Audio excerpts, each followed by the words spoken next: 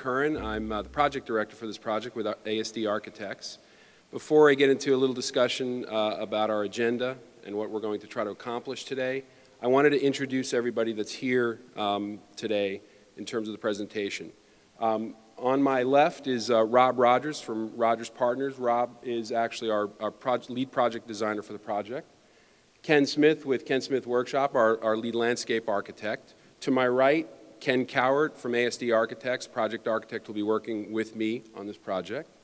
And as we go down the line, Vince Lee, a project designer from Rogers Partners. Hamid Zahabkar from Stantec, our civil engineer. Ray Dennis from Stantec, our environmental scientist. Bob Kopp from CCA and Associates, our cost estimator. Manny Solan, our marine structural engineer, who's helped us with pier design construction. Dave Fusco from TLC, our structural engineer. And Jason Haffelmeyer from TLC Architects. TLC Engineering, sorry. ASD is a firm that's been established here in Tampa Bay for over 35 years. When we were looking at the opportunity for this project, we said to ourselves, you know, we really needed to join forces with a group that shared the same culture as ASD, as well as had the experience of bringing a project to life like this. So we came across Rogers Partners, and it's a firm that is built on the practice of practicing in the public realm. And they also share the same cultural philosophy of collaborative spirit when it comes to delivering projects. So when we joined forces, we immediately saw we had the strong local firm of ASD Architects and a great design partner in Rogers Partners, but we needed to complete the team, and we brought Ken Smith Workshop on board because we recognized the importance of landscape architecture on this project. It is about creating place and great placemaking, and that's what this project's all about. So when we got together, essentially this team, we also assembled as many local experience groups that could help us deliver this project. So the group of Stantec engineers is a local group that has tremendous experience in Tampa Bay. And as I mentioned, Hamid, a civil engineer on the project, has tremendous experience around the Tampa Bay area. Ray Dennis, one of Tampa Bay's leading environmental scientists, as well as TLC and their experience throughout the Tampa Bay area. So without further ado, we want to get into our project and jump into what we're going to talk about today. Our agenda is very simple. We broke it up into sort of 4 parts. We're going to discuss essentially the concept of our design, the principles of our design. We're going to review the technical aspects of the project. There was a technical review during the process that we responded to, and we're going to share that with you as well. And then we're going to complete our presentation today with a discussion about how our project is associated with the Waterfront Master Plan and how it connects quite clearly and visually. So. Thank you. Good afternoon. I'm Rob Rogers. Ken Smith, how are you? So, other than coming down and visiting John and the site and everything that's kind of St. Pete in Tampa, which we enjoyed very much, we started by asking ourselves what the real question was about. And we started with trying to understand the public nature of the pier and what makes really great public space. And in our experience working around the nation, one of the fundamental things about amazing public space is that it always changes over time. So even something as extraordinary and iconic as the National Mall, which held temporary war buildings up until the 70s, and now it holds parks, memorials, things were not envisioned at that time. A great public space has capacity to change, and that's a good thing. Millennium Park is an interesting one for us to look at because it is actually a terrific public space today. And when you look at it 20 years ago, it was a public space, but it wasn't so good. It wasn't very active. There was not a lot of use. There was not really good public space. There was not an infrastructure of public space. And you look at Millennium Park today, and it's very actively programmed. There's a band shell, there are concerts, there are all sorts of programs. There's cafes, there's food for people, there's an art program, and there's a scale and diversity of spaces. There are small spaces that are intimate, and there are big spaces that can handle big crowd, and there are some amazing wow moments, and it's very successful. It's kind of the goals we want to pursue. Yeah, and one of the things about amazing space sometimes is that it has capacity to change in ways that you can't really imagine. And really great public space takes on very different uses and is comfortable with very different uses over time. The Great Promenade in Rio is also interesting to us because, of course, it's very beautiful, it's very striking. On a normal day, there's enough design there that it feels good when there's a few people, but it also has the capacity to scale up for big events like when the Pope visits. And so we think a public space needs to have the capacity to have a good daily life for the people who are out there on a regular basis, but also is able to accommodate the big events and the big crowds. And one of the fundamental things about when we're designing for public space is to understand how to enrich that space with program. So in a place like San Antonio Riverwalk, you've got the natural condition of the river, which has been channelized and it's compelling in its waterway, but you've got ways to enjoy it when you have $2 or $20, if you're 10 years old or you're 70 years old. And really good public space works across that range of sort of value, population. It brings the locals and it brings tourists. And when we started to look at the pier, we started thinking about what are these conditions? What is here? What's already here? What needs to be brought here? And it's interesting. In its early life, it was really a piece of infrastructure, and it was a single-purpose piece of infrastructure. It was about getting out to the end with the rail car. But over time, it started to take on multiple purposes, and it started to develop a public life. Like when it was the municipal pier, is actually quite rich. You've got cars, you've got people walking, you've got ferry traffic, you even have delineation by direction of boardwalk of who goes where. So it's got the underlay. But as it went through periods of becoming more and more singular, like almost retracting to a condition of providing a singular thing, it also means that you're hinging all of your public aspects on one component and one thing. And we wanted to reimagine that structure in the context of the great urban parks of the United States and around the world, and the waterfronts around the world, to understand what kind of public space needs to be here. And when it's worked best because there are people out there. There are people out there at different times of day, different weeks, different seasons. And so the capacity to bring people out here and have people out there all the time for different purposes, we think is really fundamental. And so the concept of what is St. Pete's Pier is where we came back and say, you know, the concept is pier, but it's also park.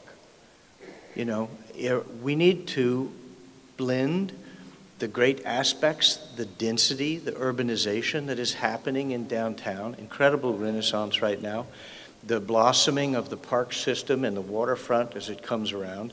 And this doesn't need to be an odd added piece. It actually needs to be integral to both of those efforts. So in this diagram, we say, you know, the experience, which has been concentrated in one little spot, really, needs to expand to become the experience across the entire pier. Instead of thinking of an icon simply as one thing that's on the horizon, why not think of an iconic experience, something that actually engages you day after day, week after week, year after year? And don't focus on a building and a roadway as a resolution to an urban civic situation. Think of a collection of spaces, a collection of buildings that have flexibility to be programmed now, change their program in 25 years. We've been asked to look at a 75-year window. Most things change generationally. So we need to have a scheme that represents the flexibility of the city as it grows and changes over time. So our next question was, what do we do with the pyramid? and we did spend extensive time visiting the pyramid. And some of the things we heard is at times they thought there was not enough retail space, if we add more retail space, and it's really hard to manage more and more of that in a viable economic way. But there's one thing that everybody agreed is exceptional and fabulous, and it's the view. And the way you get the view is to get up.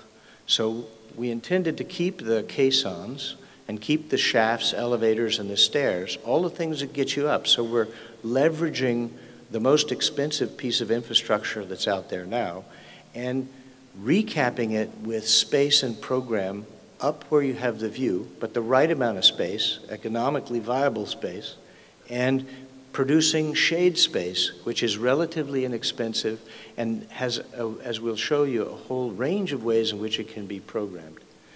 So the pier has become an experience in and of itself. And we're going to walk you through the basic planning principles of how we imagine that the pier is a place itself. The pier overlook is its place. It's still iconic on the waterfront, but it's become part of a much richer experience. And fundamental to that is that this no longer about I'm going to go out and I'm going to come back, and it's kind of just the same experience each way. And depending upon weather, that can be a very wet experience, it can be a very brutally hot experience, and if you're going to integrate this into the cityscape, we wanted to present a whole range of ways in which you can engage the pier. You may not even go to the farthest end, and you still have a pier experience. So the underlying principles, we have just a couple that guided us then in terms of thinking about the design elements that needed to be composed and included. So the first is really to connect to the city. and we think it's important to have more than one connection. And so there's a connection along the existing road that takes you out there. And this we've been thinking of as the cultural landscape. This is where the museums are and the restaurant on the pier. And this is really a cultural landscape that connects to the existing landscape of the city. The other landscape is a natural landscape, the coastal thicket, and something that really speaks to the environment and the nature of this place. So we have two landscape spines with varying character that bring you out. And in addition to linking pedestrians through a choice of routes out there, we wanted to make use of all the infrastructure that exists now, which is we think we need parking facilities on the headlands. We need a place for school buses. We'll get into the educational component later. And we need to make a place where the looper trolley can come in and make a drop. But then there's a real transition point. There's a hub, and we've got a protected building there, and that hub allows you to transition to a pedestrian environment, a bicycle environment. We're proposing a small tram, kind of golf cart size and character, so that we can manage accessibility and need out there. The pier is designed to carry vehicles so we can take care of emergency access. We have service vehicles for special events, but on a day-to-day basis, we really thought that this should be a pedestrianized environment from that point forward. And the Welcome Plaza is really the key moment where there's a great shade structure, so it's comfortable, where the buses drop you off or you stop at the midpoint. And you look out onto this plaza, this great space with an interactive water feature which is designed for children. So there's a big event for the children and families to celebrate this space. There's a gracious lawn that's sloped beyond that where you can climb up the hill and look back at the city. And so it's a really inviting space with lots of shade, and it's really inviting. It pulls you farther out onto the pier. It's the beginning of your journey. And to shade, which we think is incredibly important, we've tried to organize it so that there is a collection of what we call shade, cover, and comfort all the way along the pier. Because depending upon weather situations, whether it's you have to dash in 3 minutes because you're out there and a rainstorm came over, or it's really hot or whatever time, you need places along the pier in which to engage. And that includes 4 built environments with air conditioning and comfort facilities, because it's a pretty long way. And a part of this becoming a richer part of the city is enabling shorter paths and choice of paths as how do you use the pier. The other principle is that we felt simply having a pier itself perhaps was too singular for the kind of richness that we wanted to bring to the experience. So we've actually proposed a substantial fixed pier element, but also quite a bit of floating pier elements, so that you actually have ways to get down next to the water. Where are you going to tie up a boat? Where are you going to go fishing? How are you going to dabble your feet in the water? And all those experiences that are very difficult to achieve from a large fixed structure. I think in all the work we've done on waterfronts, the thing we hear from people again and again is they want to get down to the water. People want to be close to the water. They want to touch the water. And so we've worked very hard to provide these opportunities with these platforms that are at the water level, that float with the water, so people can actually get down to the water. It's fundamental. This project is about the water. And to make a really good public space work, as we began to intimate, you also need places that are ready to go for other kinds of events and facilities. So we have 4 major areas that vary from grassland to hard paved surfaces that can take on the role of hosting festivals, hosting events, different kinds of service level, different sizes of crowd, different times of year. And it's really fundamental. Some of those are things that are already happening in St. Pete, and some of those are going to be things that are attracted to the new environment of the pier. We also, very important to delineate that within the 2 phases of the project, the first phase, which is really the subject of the competition, is the area inscribed to the right. And we have recommendations for a second phase, which we'll show you towards the end, overlap very closely with the ambitions for the master plan. But as we walk you now through the programmatic elements of the pier, we're only talking about those phases that are actually included in this portion. And it's really important to understand that from our point of view, that we deliver a complete experience, that phase 1 stands on its own in its capacity, and it delivers all the things that we intend for this to become a rich and viable public space. So we're going to walk you through the program, but rather than just a list, we're going to take you through a sort of a sequence of circulation routes. And I doubt that any one person would ever do all these things at any one time, but it gives you a sense of the categories of experience that will be available on the pier as it goes. And the key is that these opportunities and these experiences all overlap. So at every junction that you see on the map, you also see choice. And choice is one of the underlying tenets of what makes public space work, because people are allowed to make decisions about how and what they're going to do, how they're going to use it, where they're going to go. So the aquatic loops are really about taking you to the places where you can get down to the water, the boathouse or the kayak protected area for the kayaks, or the water lounge at the very end, which is an interesting tidal pool where you can actually sit and put your feet in the water in a very safe circumstance. And you've got ways to manage whether you're on a paddle boat or whether you like a motorized personal watercraft. You have places to tie up if you're going to go and visit the bait shack. So that there's a variety of ways in which you engage the water, including what we've described as the water lounge. It's a feature where the bay water actually flows into a constructed element that's floating on the water. It's anchored but floating. And these have been installed around the world as places where really that moment, if all you want to do is get your feet wet, you're able to engage in it in a delightful and very direct way. And there's a possibility of fishing here.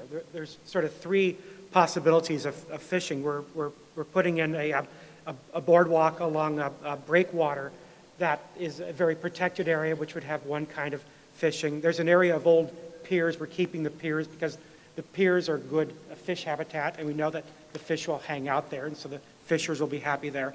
And at the very end, there's a deep water area with a bait house, which would offer another kind of fishing opportunity. Great.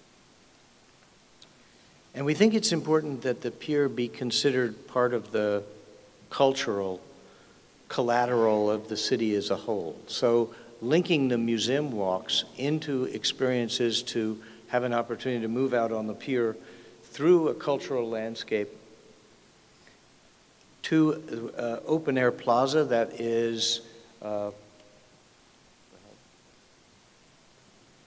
open air plaza that is a hardscape that it's about the size of Staub Park, but it gives you all the things that you have with hardscape and provided amenities of water and power and other things to host festivals, and gives you ways of engaging the public at a whole variety of scales. And then as you continue, you reach the lawn bowl and the pier overlook, where it can perform as a park on a daily basis or expand up to contain crowds, performances, movie screenings in the evening. And the lawn is a really great terminus to this thing. The end point is not just a structure, but it's actually a place. It's a landscape that's very comfortable, inviting, a place you would want to hang out and spend time on. Right. And at the overlook, we've included a food and beverage. We've called it a restaurant, a cafe. We really want to get it right size so it's economically successful. It's also the place that can supply catering and food and beverage for concert events, for special hosted events on the overlook. This is the ecological one. Yeah.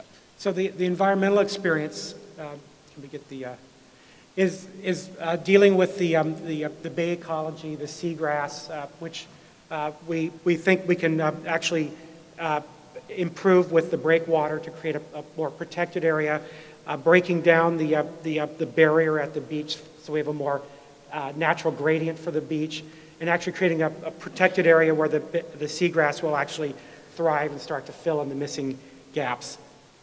The coastal thicket is really a synthesis of the kind of regional ecology with the palmettos and the sawgrass and the live oaks, and it's really an immersive place to walk through with the boardwalks. It's a contained landscape with enough soil that it will actually thrive and perform well with a reasonably low maintenance regime. And to that, there's also, environment and ecology is not just fish and grass, it's also people. So adjacent to that, in what is the sort of the water play area, is a place for you to engage in respite and relaxation so that the relationship with water changes but is constant. And that's a view of the thicket with really clear sight lines cut through it so it feels safe and inviting. You can see where you're going. You can see other people. And it really creates a kind of an immersive space to move out, which is a counterpoint to the more open passages on the other side of the pier. The breakwater is using recycled material from the demolition of the existing pier, clean material to create a breakwater, to create an area where we have less wave energy coming up against the existing beach, so we can get rid of the artificial edge and have a natural gradient edge, and actually create an area that's safe for kayaking, and to create a circumstance where the seagrass can actually respond and grow more densely and start to grow together to form more continuous patches.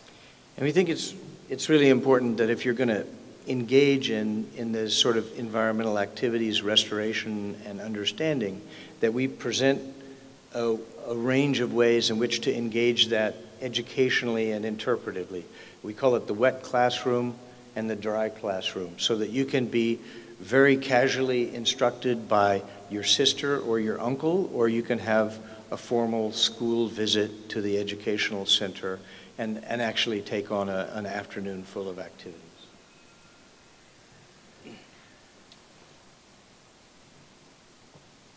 the grandkids. Yeah. So we also think it's important that a space be owned by everybody. So we talked about what we called the Grandkids Loop.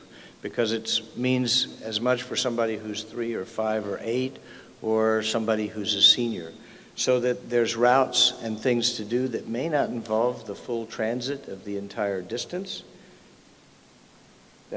Simple things like actually increasing the beach, as Ken talked about, so that it's easy to get to and accessible and actually becomes a participant in St. Pete's beachfront life that can be used in simple and direct ways.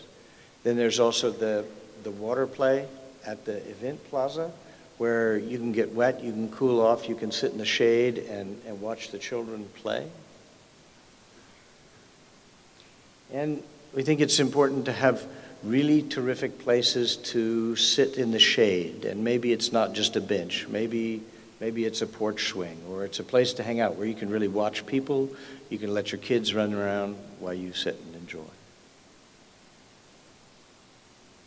And then there's big events.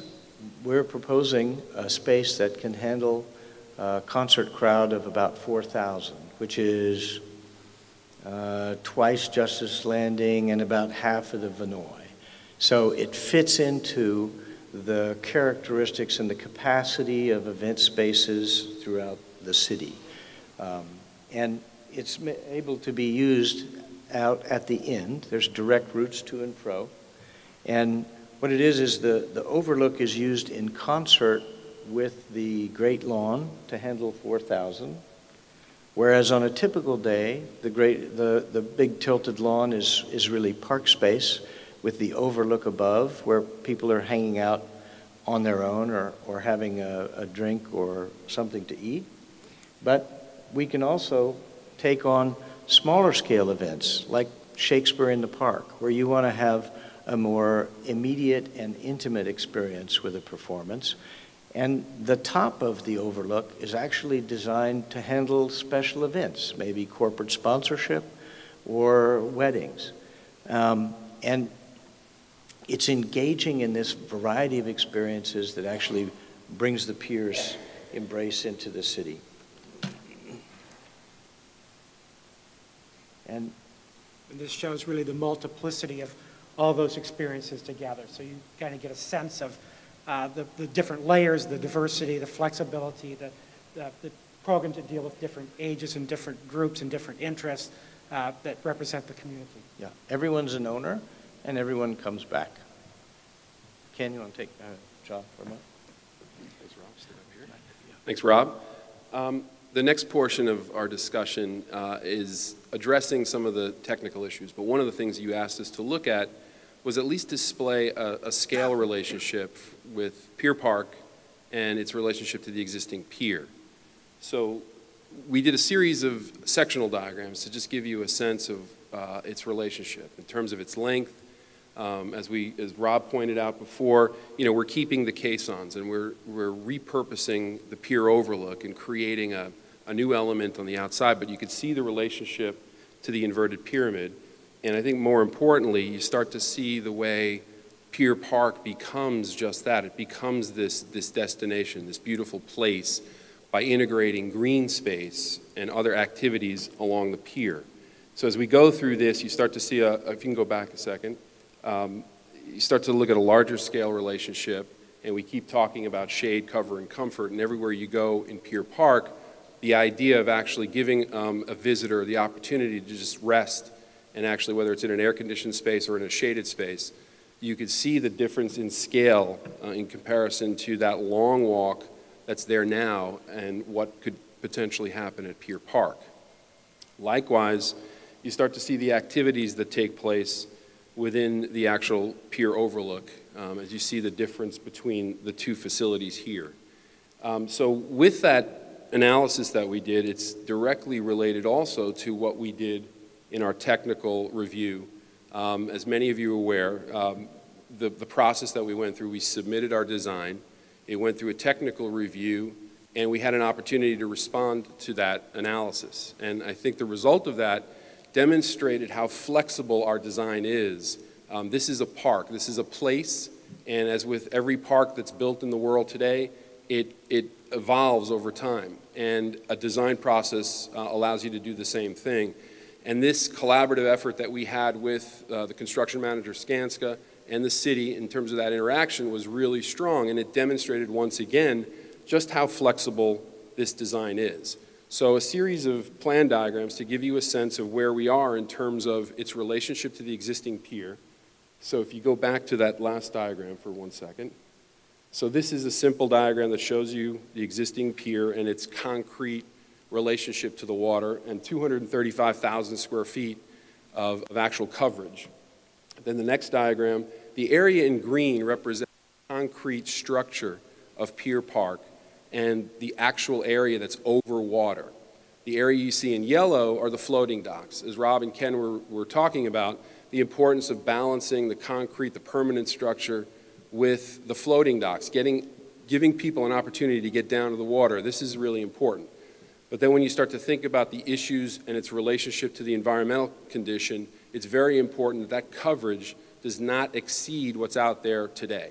So I think when you look at this display, this is an exercise we went through in the technical review, and the result of what we did displays that what we're doing in terms of reducing that quantity doesn't affect the design concept at all. And that's the beauty of this place and this park. It's a flexible design that can evolve over the 75 years.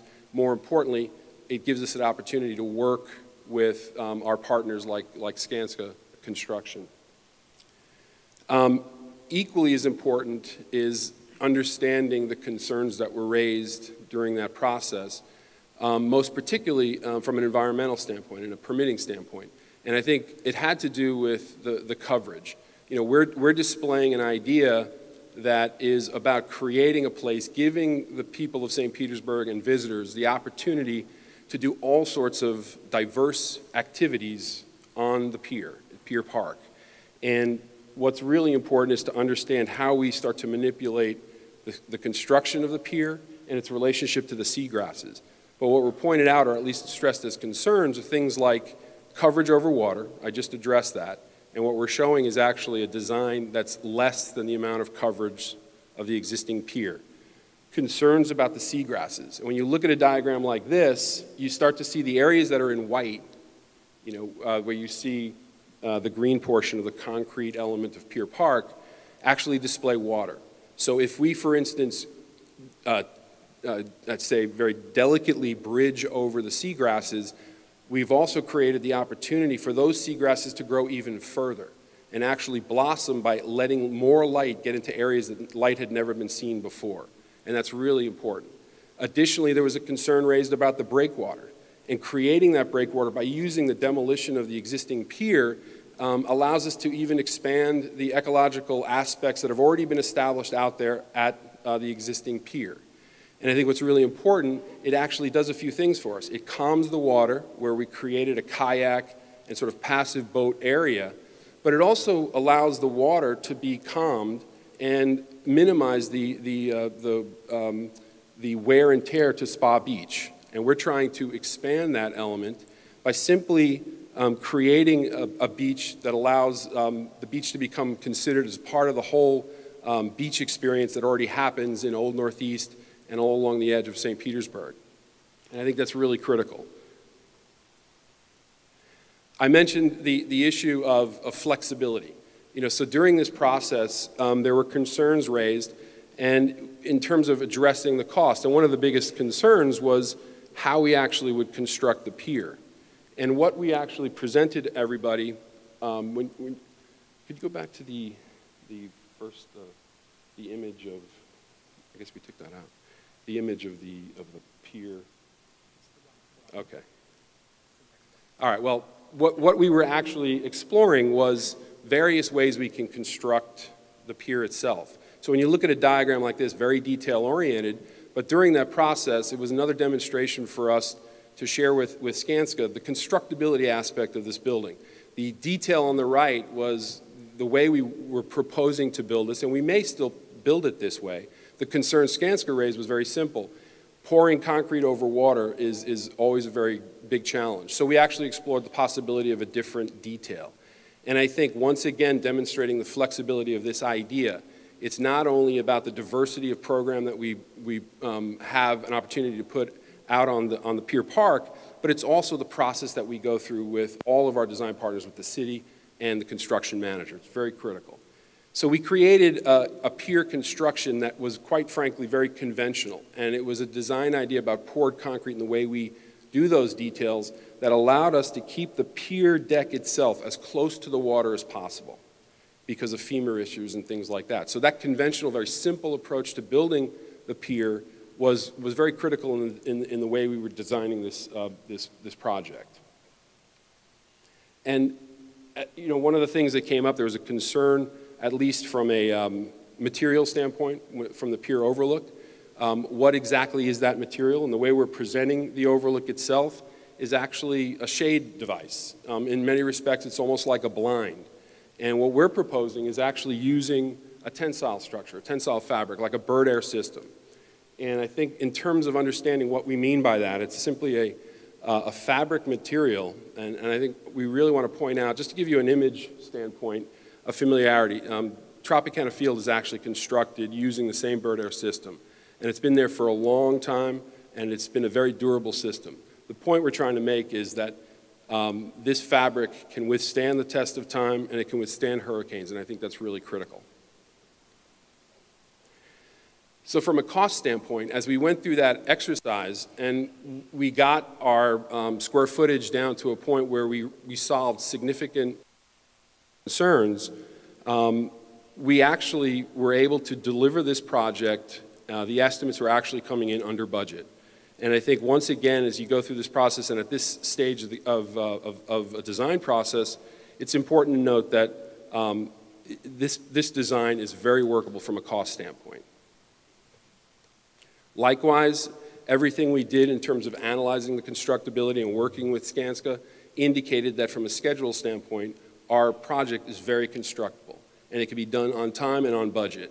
And I think that's really important. So giving the builder the actual opportunity to explore other methods of construction that might even give them an opportunity to reduce the time was something we actually analyzed, and I think we're very successful in delivering. So the last thing we wanted to talk about from a technical review standpoint was the economic impact. So we've had the opportunity to explore every sort of diverse aspect, and as you see in our project, there's a number of programmatic opportunities that we can have on Pier Park. When you look at all of these diverse program opportunities, and I think actually the technical review indicated that from a revenue standpoint, we were ranked second in terms of generating that revenue. The opportunities are endless, and I think even potentially even greater than what's presented today. We've had the opportunity to work with some retail economic consultants that have actually shared with us the possibilities and the potential for generating that revenue. And the opportunity, again, needs to be further explored, but I think the point we're trying to make is as time goes on, ideas and programs might change, the opportunities may change, and quite frankly, the revenue potential is quite tremendous. And I think really importantly, like with any retirement plan, you never want to invest your revenue opportunity in one idea. The fact that this Pier Park has the potential to have several different program opportunities, I think is critical. You don't invest in actually one place, you invest in actual several locations and increase that diverse opportunity. So the last section of our discussion is focused on how this project integrates with the master plan. And the display you see up top are the 5 points that are sort of the key elements of the waterfront master plan for the city of St. Petersburg.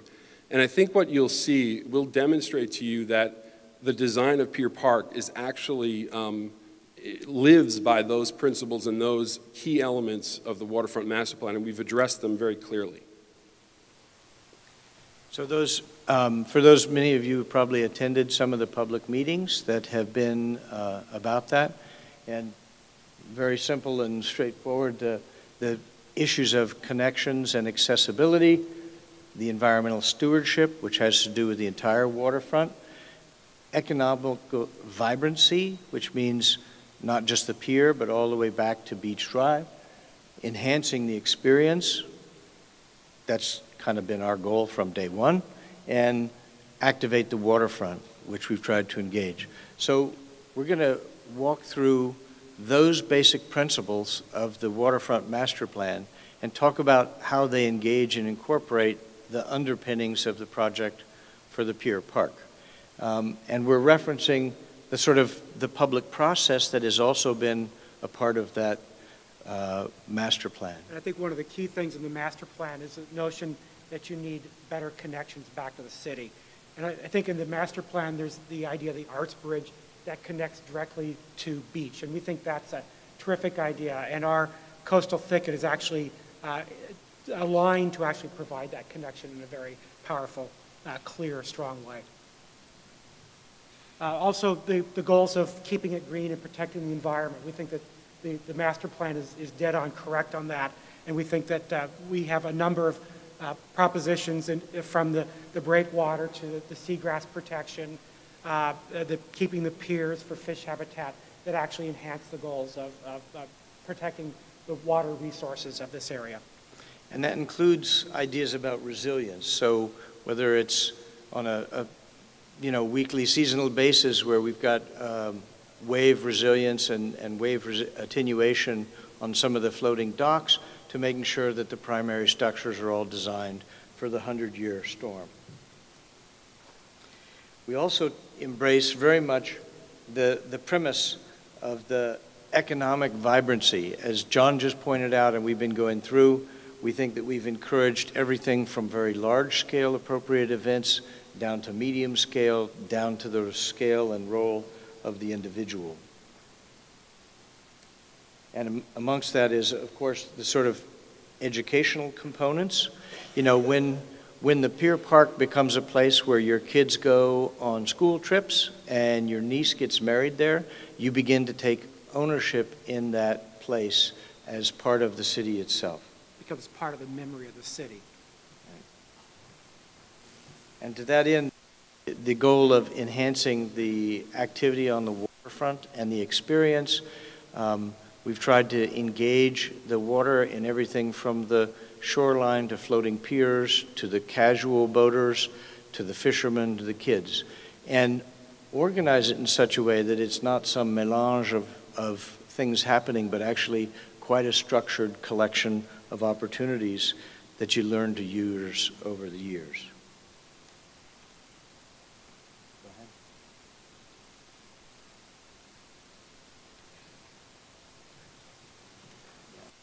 And that embrace is something that we've tried to imagine, whether it's every age, every condition. And, you know, it's when you're working on making a public space that really works, you don't try to make all spaces work for all the times, but you make it so that there's, in almost any weather condition, there are several spaces that really work. And there are places that are really terrific for kids, and there's places for people who all they want to do is fish. And it's about carefully presenting those opportunities and separating them in such a way that they can all happen in overlapping ways. We've tried to map the structure of experience and opportunity within the range of public activities that now take place in St. Pete. Some would do better to be on the pier. Some might be enhanced by new activities that come to the pier. And the idea is that we're not only enhancing those opportunities to participate, we're also creating new opportunities where the pier itself may become an anchor for those kind of public events. And I think in the end, the phase one is a complete experience. We want to create something that embodies all these principles and programs and ideas that create spaces for everybody in the entire community is environmentally responsible, and that in the first phase we can achieve a complete plan that's really satisfying and really a great workable place. And it's something that can engage all of the population of St. Pete and all of the visitors of St. Pete, and also can serve as that fundamental international icon of what it means to be a waterfront city. Thank you. We invite your questions.